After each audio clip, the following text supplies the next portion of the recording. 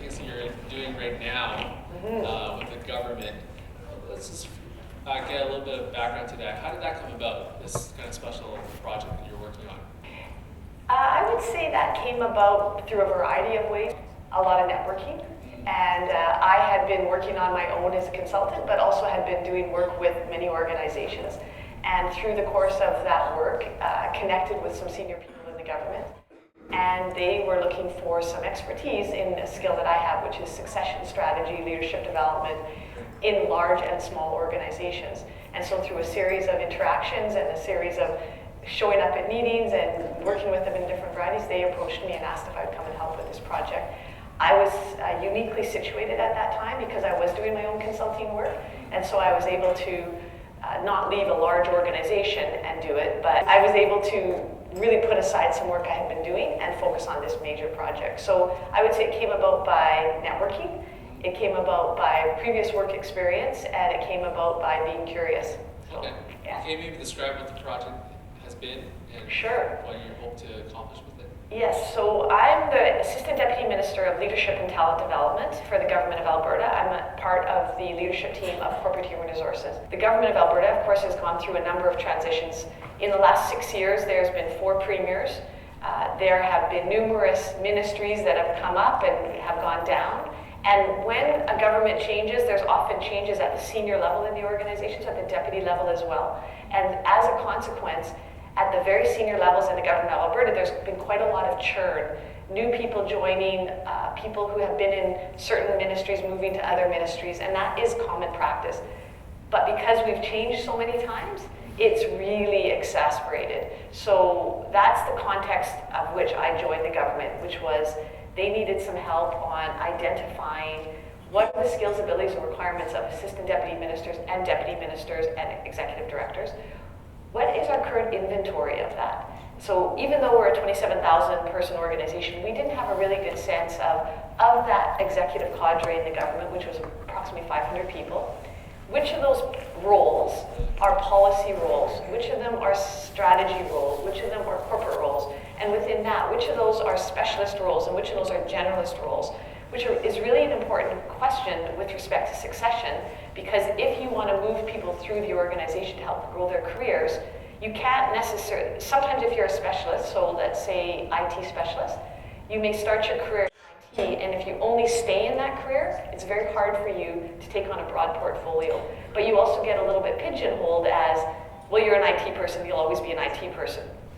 But if you want to become a leader in that world or in the world, you need to be able to break out of that. So what we have been doing for the last 10 months is developing an inventory of the roles in the organization. So I guess what is our supply of the roles, specialist, generalist, policy, strategy, all those things, and then who's in those roles. And in order for them to be successful, according to our needs around competencies and roles and responsibilities, what can we do to help them? And the idea of wanting to help them is we can't afford to have any more churn. And so we don't want people leaving, so we better help create really inspiring careers, but not put people into roles that they're not going to succeed. So you can't take a specialist and put them into another specialty and expect them to be successful. You're simply setting them up for failure. And conversely to that, you don't want to keep a specialist only in that train of thought, because at a certain point they're going to say, gee, I'm never going to be a CEO of a company if I don't get any other leadership experience. And I want to be a CEO, which in the government would be like a deputy minister. And maybe there is no deputy minister of IT. So you need to give them some skills and experience and keep them wanting to keep their careers in the government. So that's really my project. Maybe you could give us a brief political lesson here, because I would assume, how many of you guys have voted in the last provincial election? Were able to vote and voted? Yay, I'm assuming that was the first provincial election in which you voted, right? Anyone vote in multiple provincial elections? Okay. But you had a lot of chances over the last 4 years, so. That's true. Yeah. So, kind of as a voter, you really get to see the lawn signs and the billboards, and that's what your at least for me, your impression of politics is. Like those people that are running for those positions. Can you explain to us, like, what is a minister, and then you mentioned the deputy minister. Okay, sure. What that is.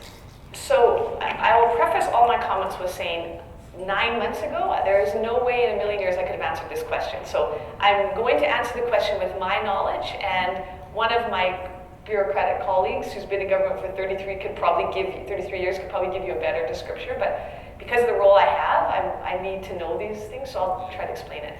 So the minister is the elected official. So the minister is the people whose pictures you see and names you see on the lawns all over the place. And in our government, they're represented primarily this time by NDP.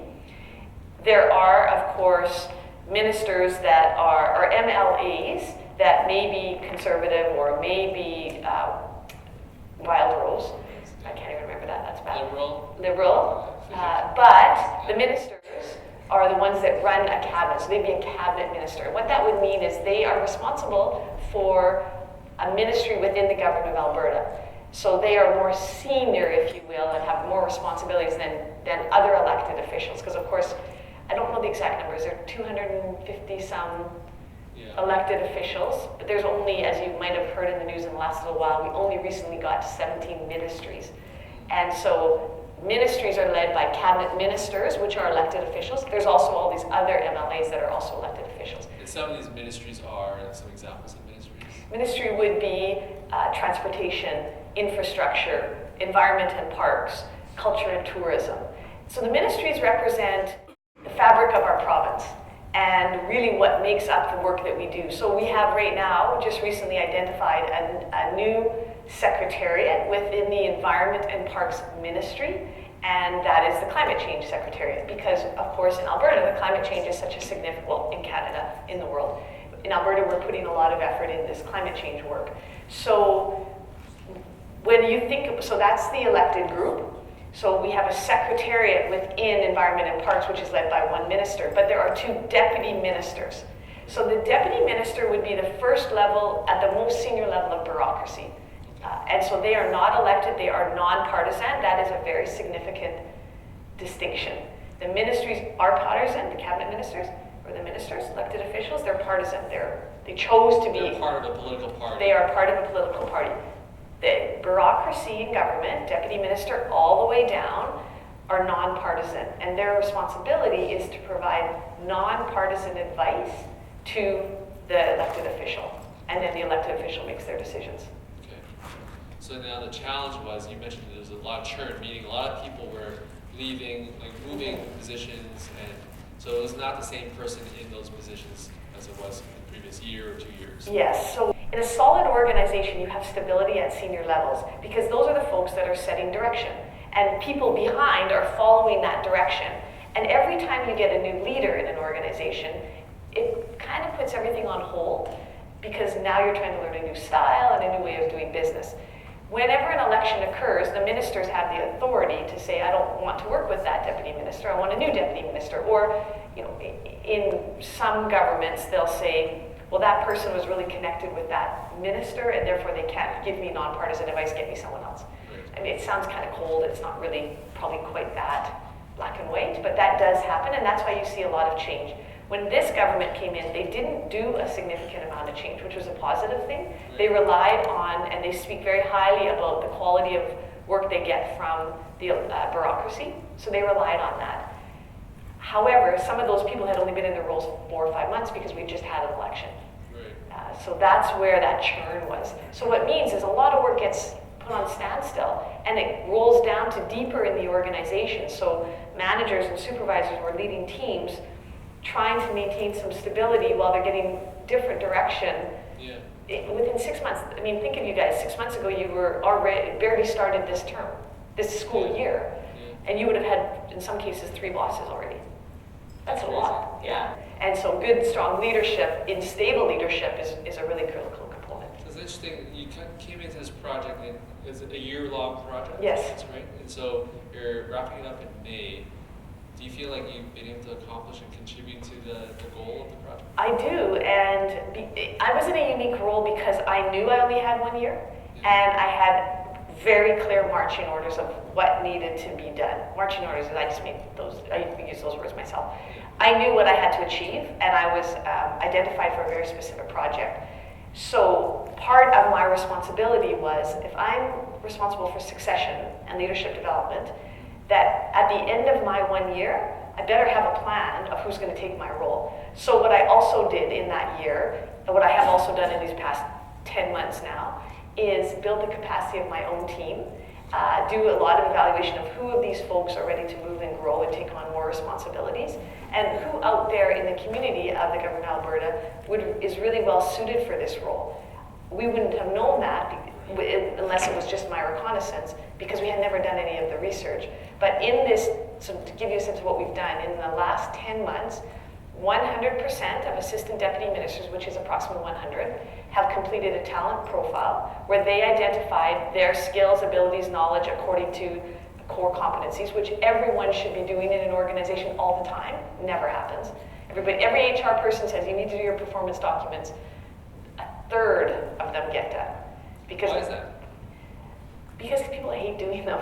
And I think why it is because it becomes a prescribed, you must do it, and it takes away from authentic conversations with people to help them grow and develop, and then write it down and put it in their file. Because you do like written notes of these things. It's a helpful thing to have. It's helpful to set smart goals for people to succeed, but I think we make it into something so big and so airy-fairy and unattainable that people just block it out and don't do it. Right. And so then when you're forced to do it, you have very forced conversations, which are not really valuable conversations. So what work I like to do, what we're doing in this project, is we're creating a culture where you're having these conversations all the time as part of how you lead. Right. So for me, it's easy to do a performance review because I'm having conversations with my staff all year round. For some of the people that I have worked for, it's difficult to have a performance review because they've never actually had a conversation with me. And so I can, as the employee, come forward and say, here's everything I've accomplished this year. But my boss didn't necessarily know that because we didn't have conversations along the road. Whereas, because I'm having these conversations, you could come to me with your list of here's what I've accomplished, and I already know that because we've talked about it all year round. So, when you use the word talent profile, I'm assuming that's like an assessment of some sort. It takes some time to go through surveying questions. Well, actually, in this context, there's three components of our talent and assessment, which I think is a really robust thing. And for all of you going out into the work world, if you ever get a chance to do this is something that I think is really cool.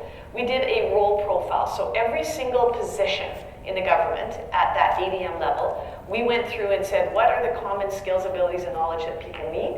What makes it a unique role? So do you need to be an HR specialist? Or can you be a generalist with some policy background? So we profiled 100 roles. The sad story is we came back with 100 profiles, which is not a good thing. All different. All different. It's not a good thing at an ADM or senior level because you want people to be able to take on other challenges. If every role is so different, that's a problem. So we're trying to sort that out and get some clarity because you can't manage a large organization with 100 different ADM roles, and there's no need for that. So that's a learning thing. So that's when you're starting out your company, if you're building your own business, get some clarity on that. So you were asking the current bureaucrats to look at the roles. Yes. And comment on that. And we're getting feedback from the HR departments and from the executive teams and creating role profiles.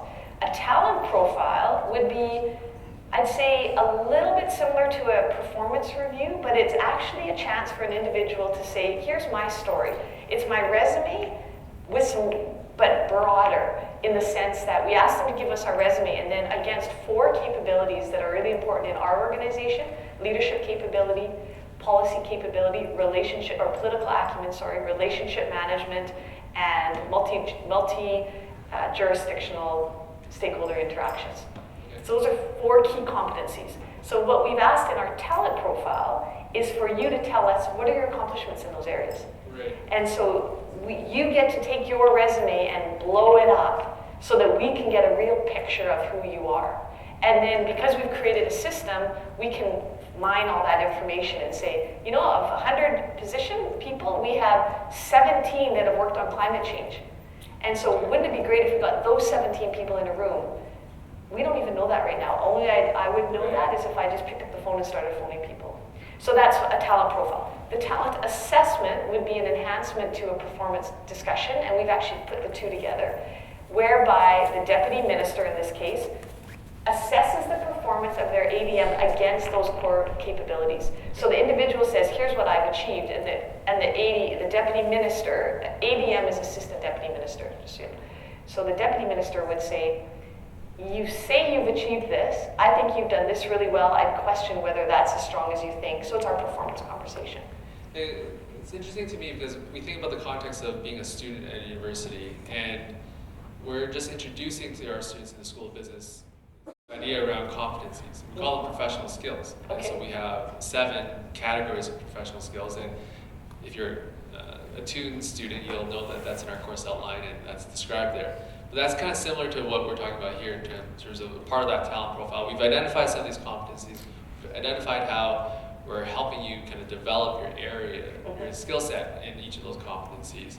We don't do a formal kind of assessment of you other than, you get the grades, you get your marks, and you're kind of asked on your own to say, am I doing well in group work? Am I doing well in presentation skills, technology, the use of technology, those kind of things. But then I think there's maybe a gap between what you do as a student to when you get into a career, and some organizations might not do that. It sounds like government is doing, we are now moving in that direction. But a lot of organizations don't do that. So how do you really know if you're a good fit with an organization, or if an organization is helping you grow? Well, that is always the challenge, and that's through those conversations with your leadership. If you're going to choose an organization and that's important to you, then I think those would be good questions to ask. What is your performance approach in this organization? How do you help me learn and grow?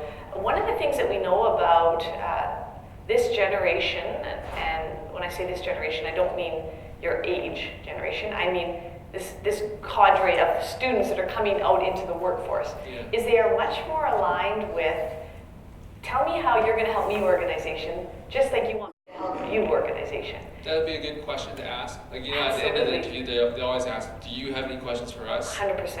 Okay. And actually, so when they ask you, do you have any questions for us?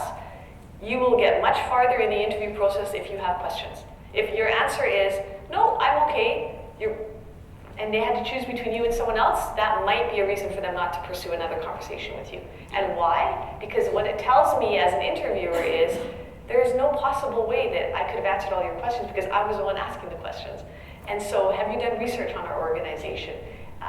Do you want to know about our culture? Do you want to know why we're recruiting to this role? Is the role that you're recruiting to new, or did someone leave the role and so I'm trying to clean a mess up, or I'm trying to start something new? Those are important questions to ask, and I would say as a candidate, I'd be more interested in that because I would know you're more interested in the role. It's not just asking a question just so you get the answer. You're signaling to the employer. If you ask, how does the organization help me learn and grow? The employer is going to think, well, this person is really interested in that. Like, that shines his light on that aspect of this person. That's right. It also lets me know you're signaling to the organization you've invested some time to see if it's a fit for you too. Because honestly, a good fit is critical. I can teach you pretty much any skill. Believe me, if I learned about policy in 9 months, you can teach someone a skill because I knew nothing about it. And I'm not an expert today, but you can't teach fit. You can't teach ability to really engage in relationship manage the same way as you can a technical skill. So I think the employer wants to know that you are discerning of the kind of opportunities that you want. Absolutely. Well, right? You're not just going to take any job that is presented to you. Right, because that also means that you're going to be discerning about the quality of work that you give us. And you're going to be discerning about how you show up in the workplace. I want that kind of an employee. And often when you're the interviewee, you feel like you're on show. And in our environment in Alberta today, you are in a different environment that you were 18 months ago, where in fact the employer was on show. Because you could choose any number of employers. You might have 3 offers from a company. So as an employer, I am selling my best self because I'm trying to convince you to come to me. The roles are reversed slightly right now, whereby as the employer, I am getting to pick the best of the best. Right. But that doesn't mean that I want to pick the best academic person necessarily, or the best team person necessarily. I get to tell you what is the best for me. And so you asking me those questions will help you discern that. That's kind of a perception, though, that academics are very important, that they trump a lot of other things. And as a student, I hear that a lot. Students worry the most about the grade, right? Less so much, not to say that learning and grades are not correlated, they are, but the learning, the takeaways beyond the grade, a little bit less important. I really care about what I get on my transcript. from your perspective, how important is that for employers, your grade versus other things? Okay, this question always makes me nervous. I'm never really sure if I should answer the question in an academic environment but I will tell you my honest answer. Yeah. And in fact, I was asked this question not 3 days ago by a third-year engineering student at the U of A. Okay. And he came to talk to me because I worked in an engineering firm. And of course, not unlike you, trying to get the highest possible grade. And he knows if you want to get into graduate work, then your grades are critical. If you aren't going to do something with your undergrad degree right away, you're going to go into graduate work, you have to have really high marks. If you are going to, if you're applying for a job, if you're an accounting student and you need to compete with other accounting students, well, you know that your marks are important. But honest to goodness, in my entire career of interviewing people, I have never once asked for their transcript. I really do not care what their marks were. I only care that they have gotten to where they've gotten. I mean, you had to have graduated to have that degree. Yeah. And if you happen to be someone who was an athlete at the same time as they were a student, and you had a 4.0 average, that's great, but how did you have a life? And an employee and a workplace is about life too. Right. And so I do think, I would never say, don't spend all your effort on your marks, you have to. But there is more to this well-rounded employee in my organization than the marks they got at university. We're kind of referencing the upper side of the grades, right? The 4.0s. But what about the students that are kind of near the bottom side, like where your grades might be lower? And do you need to focus on getting your grades up to the average level? Well, what's your? I think again, I've never actually asked anyone for their transcript, Yeah. but depending on the profession that you're in, you're going to have to apply, right? So if you want to be go into accounting designation, you want to do your CPA, well, if you have low grades, you're not getting in anyway. So you have to think about that. I would never encourage that low grades moving into barely passed. Yeah. Would be a positive way to approach your career. There's some sort of threshold amount that, and it's not just passing. No, it's it's not not just to know. You need to know because I'm going to interview you and I'm going to find out how you show up. But just passing in school might also be an indication to me that you're just passing in life. And I don't really want to go to work every day with someone who's just passing. Yeah. And so I want someone who's passionate, and I want someone who's engaged, and I want someone who's driven. Now, the one challenge about being in school and going into the workplace is if you're not really doing the things that you love at school, you don't really know how passionate you're going to be at work. And so finding your passion is an important thing, and it's kind of part of this journey, which is a little bit challenging. I guess what I would say to a student is, if they are just passing, are they in the right program? Right. Because it might be that you went into this program because someone told you, if you want to get a really high-paying job, go to business school, or go to med school, or go to engineering. Or if you want to get any kind of job, period, go to post-secondary education. Well, I would say that I get to have that bottom line. I would agree with that. Okay. Because I can screen people out without, if you need a post-secondary degree, if you're in a trade and you're doing a trade, you need your trade. If the job requires a post-secondary degree and you don't have one, but the person right next to you on paper has one, I'm going to screen you out. Because it's a bare requirement. So I do think getting your education is very, very important. I do think that if you're passionate about law is not going to be hard to you. So your marks are going to be good. If you're passionate about engineering, it's not going to be hard. But you know how you're going to school every day and you're thinking, God, this is like hell, it's so hard. Yeah. You might want to ask yourself the question, do I even like this? And if I don't really like it, there's guaranteed a stream of education that you will fall in love with.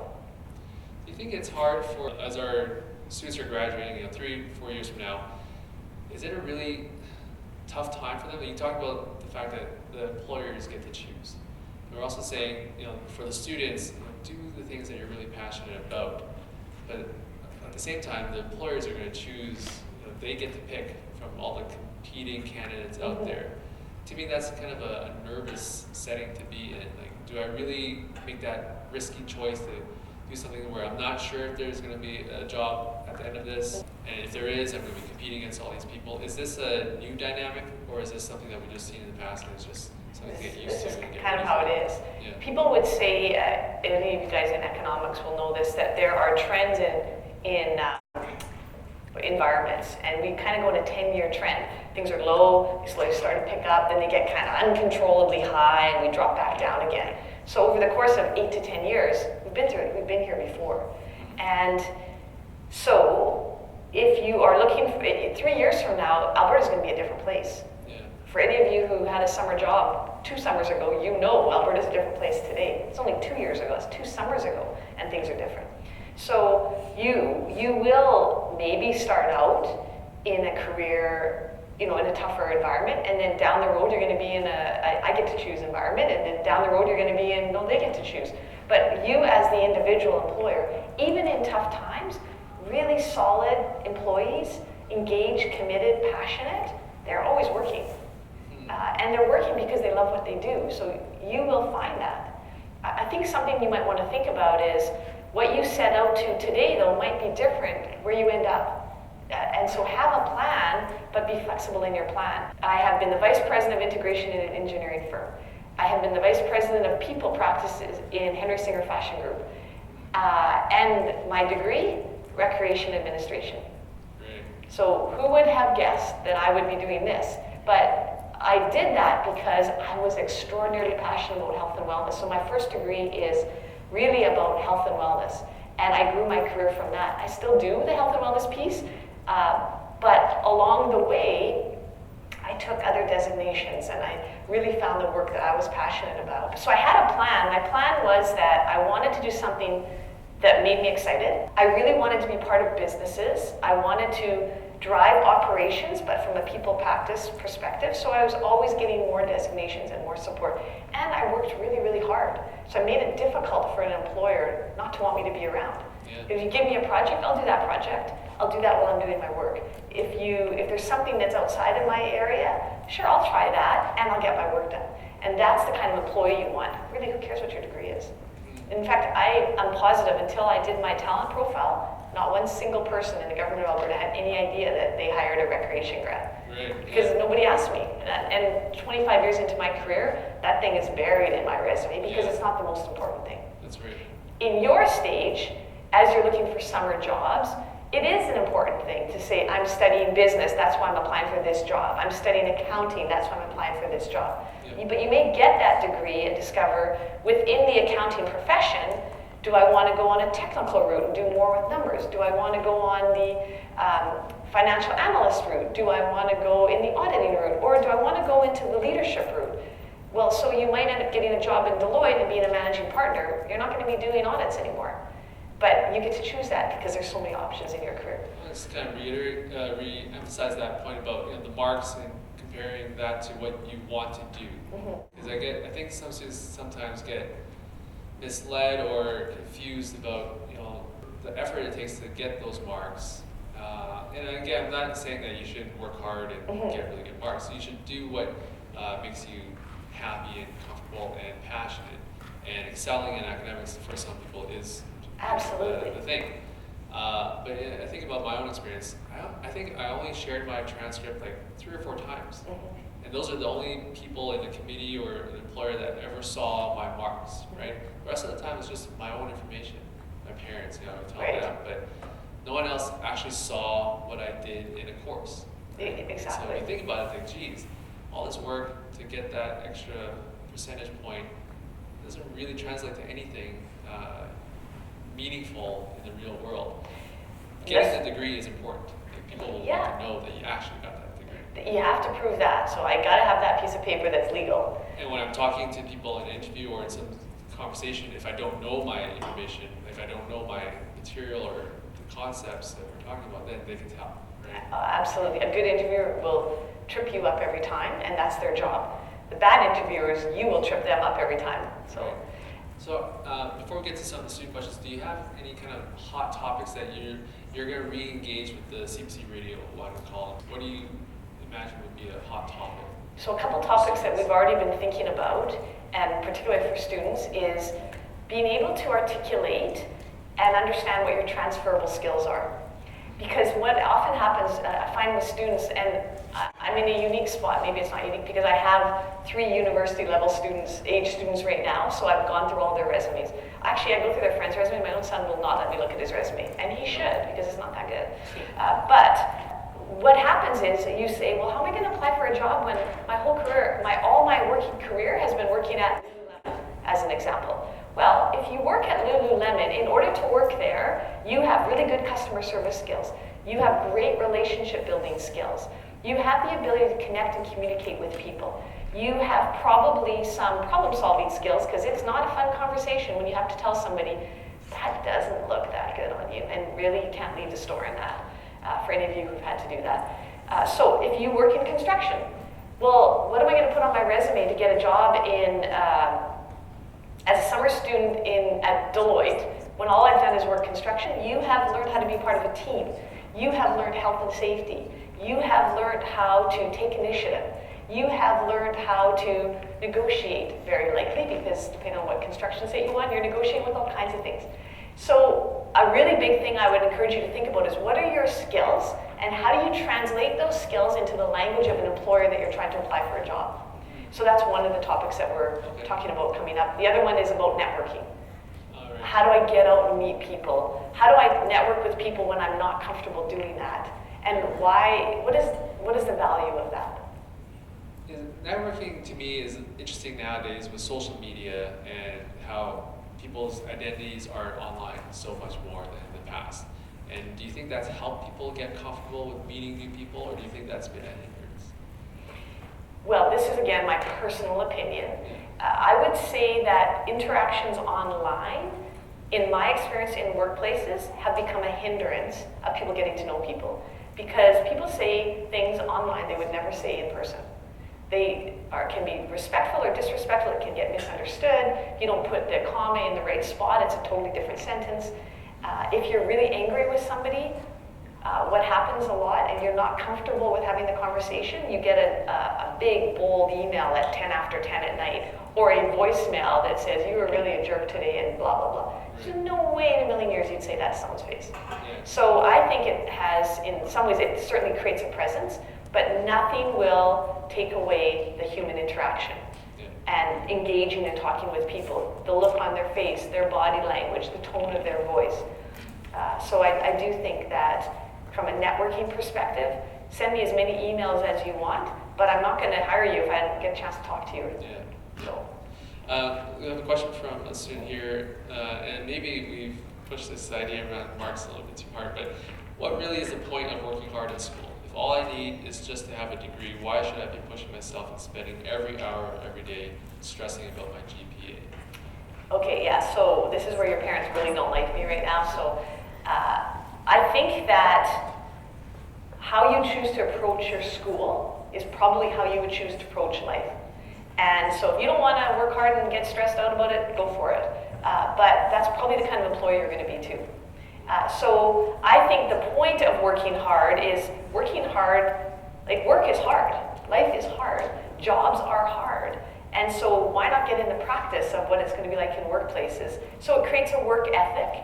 I don't think it's going to be entirely valuable for you to work really, really, really, really hard at something that you hate, because there's a good chance that down the road you're going to stop doing that anyway. Find what you love and work really, really hard at that. In a degree, there's going to be components that you really love, and there's going to be components that you don't really like. But that's also what life is like. So why not push yourself a little bit harder? I guess the marks thing for me is try not to beat yourself up over it. And do absolutely what it takes. If you're a person that drives to be number one, don't not be number one in your marks. But who are you proving that to? Choose who you're proving it to. Are you proving it to an employer down the road, or are you proving it to yourself? And when you're proving it to yourself, you're going to get the marks that you want to get. And when you're proving it to yourself, you're going to show up like that in the workplace. In an interview, often a student is a little bit more reserved, right? Or a candidate is probably a little bit more reserved, maybe not showing their full personality. So is it the interviewer's job to kind of figure that out, or would you recommend to students be authentically you, 100% be authentically you, because our goal in behavioral questions is to see you in action. And so if you are a different you in the interview, they're going to figure that out, A, or Just imagine how difficult that's going to be if you are someone else for the interview because someone told you how to be. You show up at work, like you can't do that for very long and do your job well. And you will hate it if it's not the fit for you as well. So absolutely, be your authentically best you. Don't be your obnoxious you, don't be your shy you, be your authentically best you. Great. Yeah. Thank you for the advice, and join me in thanking Margot. You're welcome.